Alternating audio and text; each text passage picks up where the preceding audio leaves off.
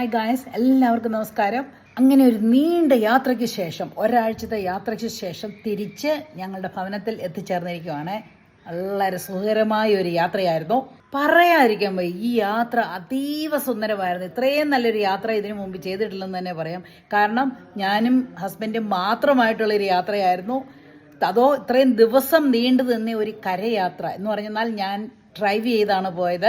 അതുകൊണ്ടാണ് അങ്ങനെ പറയുന്നത്. അങ്ങനെ ഒരു യാത്ര ആദ്യമായിട്ട് ചെയ്യുകയാണ്. വളരെ നല്ലതായിരുന്നു. ഞങ്ങൾക്ക് ഞങ്ങളുടേതായിട്ടുള്ള പേസിൽ സാവധാനത്തിൽ ആരെയും ബോധർ ചെയ്യിപ്പിക്കാതെ ആർക്കും ഒരു ബേർഡൻ ആകാതെ ഞങ്ങൾക്ക് തന്നെ എൻജോയ് ചെയ്യാൻ പറ്റി എന്ന് പറഞ്ഞാൽ ഭയങ്കര ഒരു ദൈവാനുഗ്രഹമാണ്.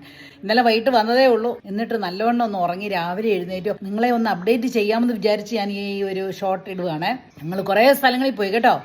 ആദ്യം പോയത് ജഡായു പാറയിലാണ്.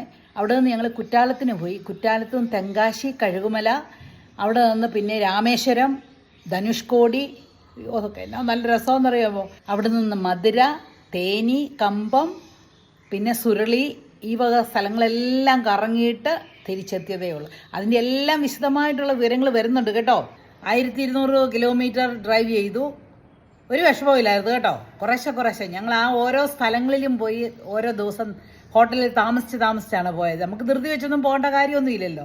അപ്പോൾ പതുക്കെ പോയി എല്ലായിടവും കറങ്ങിയിട്ട് തിരിച്ചു വന്നിരിക്കുകയാണ്. അപ്പോൾ അതിൻ്റെ വിശേഷങ്ങളെല്ലാം ഞാൻ വിശദമായിട്ട് പറയാം കേട്ടോ. നിങ്ങൾക്ക് ചാൻസ് കിട്ടിയെന്നാലും നിങ്ങളും ഒന്ന് പോകണമെന്നേ. ഞാൻ ആദ്യമായിട്ടാണ് ഈ സ്ഥലങ്ങളൊക്കെ കാണുന്നത്. അതുകൊണ്ട് എനിക്ക് ഭയങ്കര സന്തോഷമായി ഈ സ്ഥലങ്ങളെല്ലാം കാണാനായിട്ട്. പ്രകൃതി ഭംഗി അങ്ങ് വഴിഞ്ഞൊഴുകുകയാണ്.